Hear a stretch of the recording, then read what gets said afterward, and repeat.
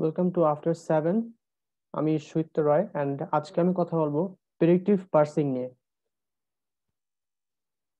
So predictive parsing হচ্ছিল আমাদের এক রকমের টপ ডাউন পার্সিং। আর এই ধরনের পার্সিং এর কিছু কনসেপ্ট আছে, অনেক ব্যাপার স্যাপার আছে। আমরা বেসিক্যালি স্টেপ বাই স্টেপ কিভাবে সলভ করতে হয় প্রবলেম, এটার উপর যাব।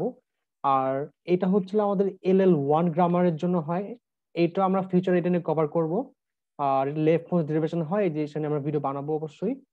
আচ্ছা, সো পেটিভ পার্সিং এর মানে আগে এটা আমরা জানতে হবে যে গ্রামারটা, যে গ্রামার নিয়ে আমরা কাজ করবো ওটা আগের থেকে আমাদের লেফট রিকারশনটা মানে থাকা যাবে না।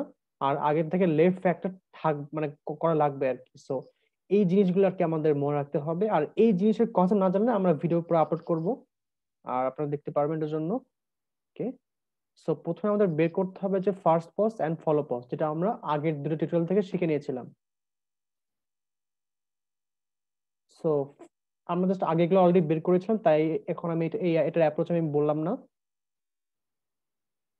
সো এখন আমাদের যেটা করতে হবে, আমাদের পার্সিং টেবিল বের করতে হবে।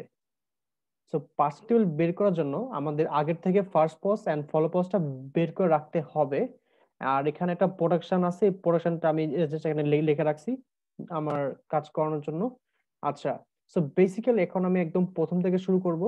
সো এখন লেটস সে আমি যদি এখানে বের করতে চাই যে লেটস সে, সো এটার জন্য আমার প্রথমে দেখা লাগবে যে আমার ফার্স্ট পজ গুলা, এই ফার্স্ট গুলো ফলো করাটা আমার জন্য মেইনলি অনেক ইম্পর্টেন্ট। সো শুরুতে আমি দেখতেছি, আমি একদম উপর থেকে শুরু করি যে ঠিক আছে। এখন এই ফার্স্ট পজের এটা কি এর জন্য, এটা প্রাইমের জন্য। আমি এর না, জাস্ট আমি সিম্বল লিখে দিই। তারপরে এটা হচ্ছে আমার টি প্রাইম, তারপরে হচ্ছে ডান দিকে জাস্ট এগুলো পোর্শন লিখে দিয়েছিলাম আমি। আর ফল পজের সেম জিনিস, এটা এর জন্য, প্রাইমের জন্য, টি এর জন্য, টি প্রাইমের জন্য, আর এটা এর জন্য। সো এটাকে আমি বলতে পারি যে সিম্পলের জন্য আমি আলাদা একটা ঘর রাখলাম। আচ্ছা, এখন আমার দেখতে হবে যে আমার এর জন্য, আচ্ছা এর জন্য আমার কি কি আছে, opening bracket and ID. So opening ব্র্যাকেটের আইডির মধ্যে আমার এই প্রোডাকশনটা আমার লিখতে হবে। সো এই প্রোডাকশনের মধ্যে আমার দেখতে হবে যে আমার কোথায় আছে, খালি আমার আমার এই জায়গায় আছে। সো এইটা যে ইজ প্রডিউসিং প্রাইম, এই জিনিসটা আমার লিখতে হবে এই ওপেনিং ব্র্যাকেটের নিচে আর আমার আইডির নিচে। সো আমি লিখে ফেলাই যে is producing প্রাইম। আর এখানে আমার কি আছে, আইডির মধ্যে আমি লিখে দিলাম is producing প্রাইম। সো এটা আমার কাজ শেষ। ওকে, সেকেন্ড কাজ আমার কি প্রাইম। এখন প্রাইমের জন্য আমার এখানে একটু ডিফারেন্ট অ্যাপ্রোচ, যেখানে একটা আছে প্লাস আর একটা আছে এপসাইলন। সো আমরা দেখতে পাচ্ছি যে আমাদের এই সলভে কোনো মানে কোনো কলামে কোনো এপসাইলন নাই। সো এই কলামে কোনো এপসাইলন নাই, আর এই রোতে কোনো এপসাইলন নাই। সো এই কারণে আমাদের একটু অন্যভাবে অ্যাপ্রোচটা বুঝতে হবে।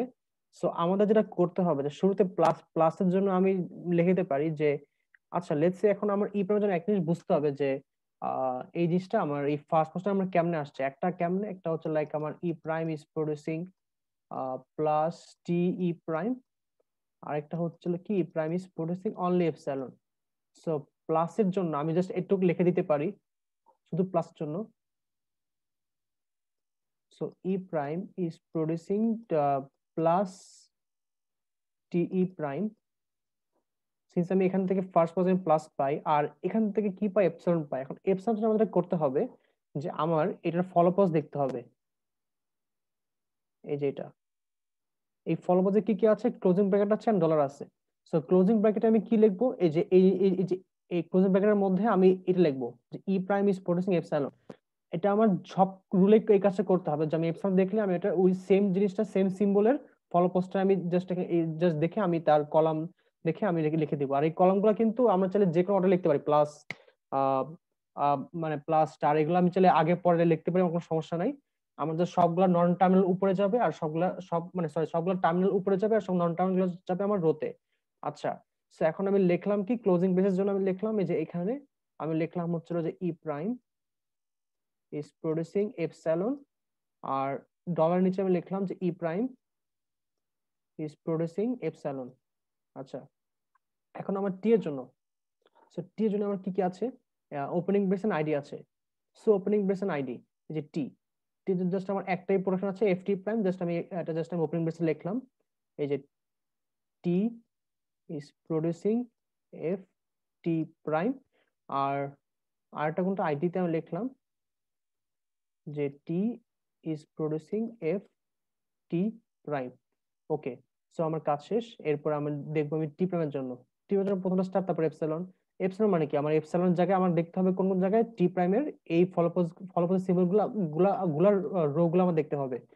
সো বেসিক্যালি আমি যেটা করব আর কি, যে প্রথমে স্টারের জন্য আমি যেটা করব যে টি প্রাইম, এখন আমার বুঝতে হবে যে টি প্রাইমের জন্য আমার প্রোডাকশন দুইটা হয়, একটা হচ্ছিল কোনটা, যে T prime is producing star F T prime, আর একটা T prime is producing epsilon. আচ্ছা, এখন এইখান থেকে আমাদের একটা জিনিস যেটা হচ্ছিল যে যে এখানে টি প্রাইম ইজ প্রোডিউসিং যে স্টার, স্টারটা কি আমাদের ফার্স্ট পজ। সো এই স্টার, এই কারণে এই স্টারের জন্য আমি এটা এখানে লিখবো T prime is producing star F T prime. আচ্ছা, এটাকে আমি একটু জাস্ট একটু স্কুইজ করে এখানে লিখি, প্রোডিউসিং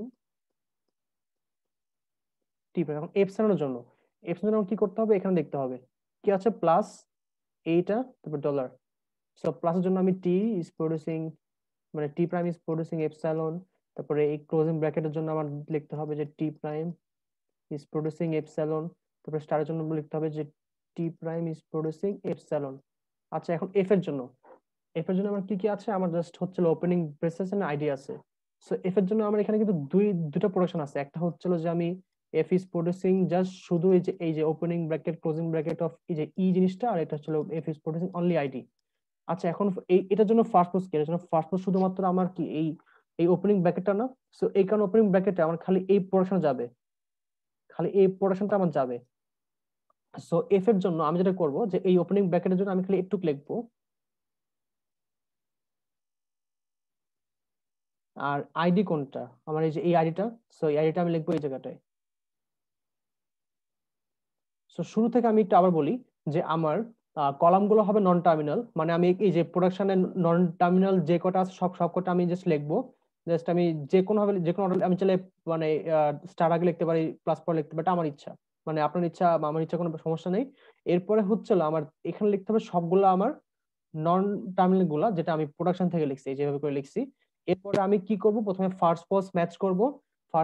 ফার্স্ট পজের মধ্যে যে যে সিম্বল আছে ওই সিম্বলটা দেখে আমি তার উপর এই প্রোডাকশনটা বসাই দিব, ডিপেন্ড করে যে কোনটার ফার্স্ট পজ কোনটা, ওটার হিসাবে যদি আমার অর থাকে। আর যদি এপসিলন থাকে তার মানে ওই সেম সিম্বলের জন্য যে ফলো পজটা, ওইটার যে সিম্বলটা, ওই সিম্বলটা আমরা ওখানে পুট করব। আমরা আগের টিউটোরিয়ালে শিখেছিলাম যে ফলো পজে আমাদের কিন্তু এপসিলন লেখার নিয়ম নাই। সো বেসিক্যালি ফলোপজ ঢুকা, এই কারণে আমরা এপসাইলনটা আমরা এই কারণে ফলোপজ চেক করতেছি। সো সো এইটা, সো এখন আমরা এই যে এখানে এটা শেষ করলাম, এই যেটা আমাদের অ্যান্সার। সো এরপরে আমরা নেক্সট ভিডিওতে আমরা দেখবো যে আমাদের একটা অ্যালগরিদমের মাধ্যমে আমাদের যে প্রেডিক্টিভ পার্সিং এর যেটা অ্যালগরিদম, ওই অ্যালগরিদমের মাধ্যমে আমরা কিভাবে আমরা একটা ইনপুট যে স্ট্রিং, যে আমাদের উপরের যে ইনপুট স্ট্রিংটা আছে, এই স্ট্রিং এর মাধ্যমে কিভাবে আমি আউটপুটটা পাবো। বেসিক্যালি আমরা চেক করবো যে এটা কি অ্যাকসেপ্টেড হবে নাকি হবে না। সো এই জিনিসটা আমরা সেকেন্ড ভিডিওতে আমরা কভার করব। সো সেকেন্ড পার্টে দেখা হচ্ছে আপনার সাথে। সো ধন্যবাদ, এন্ড সাবস্ক্রাইব করতে ভুলবেন না। ওকে, সো ওকে, থ্যাংক ইউ।